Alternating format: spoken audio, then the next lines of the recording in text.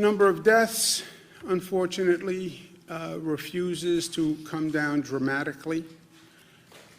630. That is still breathtaking in its pain and grief and tragedy, and basically flat again, like many of the other numbers.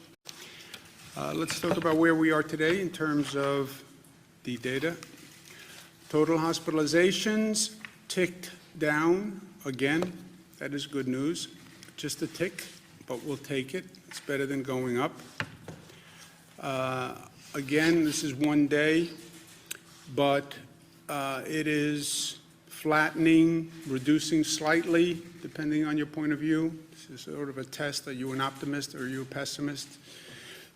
Pessimist would say we're basically flat. Optimist would say, I think we're starting to trend down.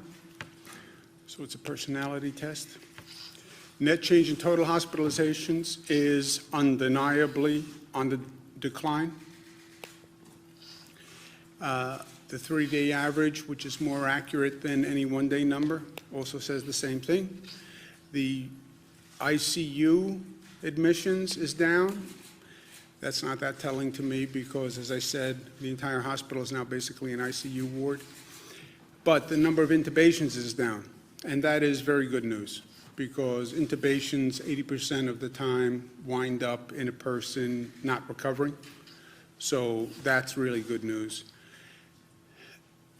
The reality and the counter-narrative, counter-fact, number of new cases that walked in the door, COVID cases, walked in the door of a hospital, is still about 2,000 per day. And that is still very high. So that, yes, fewer people in the hospital, fewer people being intubated, but still 2,000 people walking in the door. And if you notice, it's hovered about the same rate for several weeks. It peaked, but 2,000, that's a very high number.